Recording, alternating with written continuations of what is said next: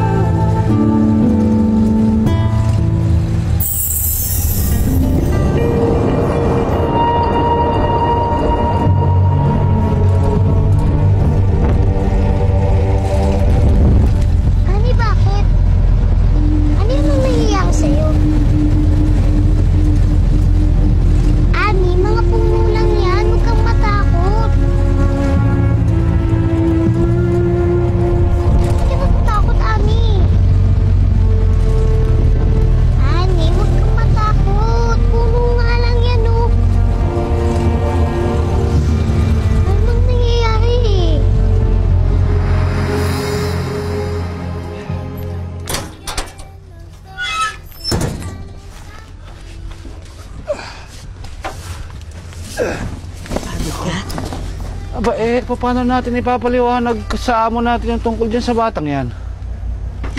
Hindi naman niya kailangan malaman eh. Anong gagawin natin dyan? Itatago natin.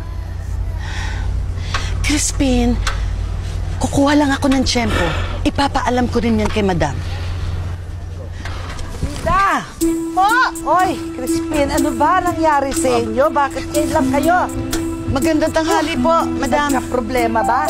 Ha? Ano? Hindi kayo makasagot?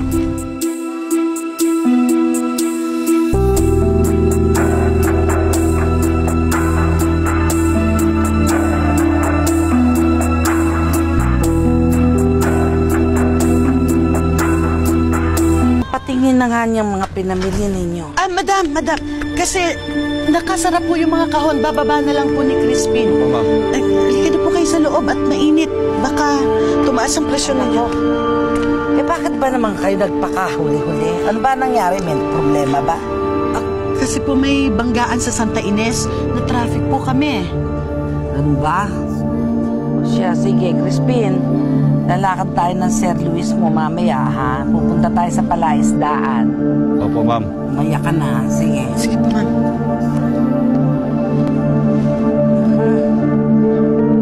Magtago ka at baka makita ka.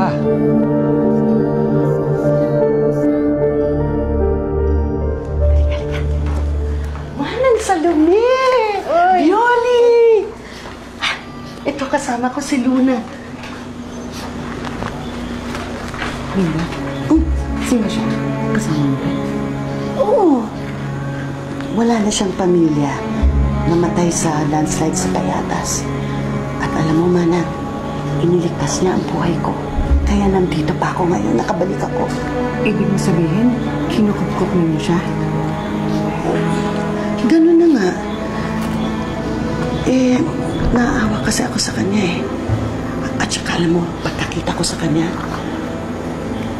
bigla ko naalala ang Santo Niño de Pandacan. Pakiramdam ko bigay siya sa amin ni Crispin. Kasi tingnan mo, pagkakulay sila. Nagpaalam ka na ba kay Mang Consuelo? Hindi pa. Kaya itatago muna natin siya. Pero huwag ka mag-alala kasi sasabihin ko rin naman kay Madam.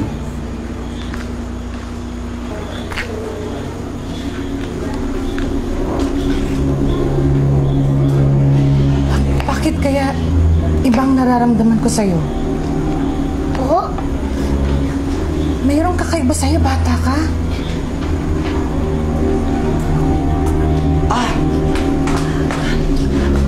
Walang ibig sabihin si Manang Salome. Sige ha, pupuntahan muna namin si Samboy para makilala niya.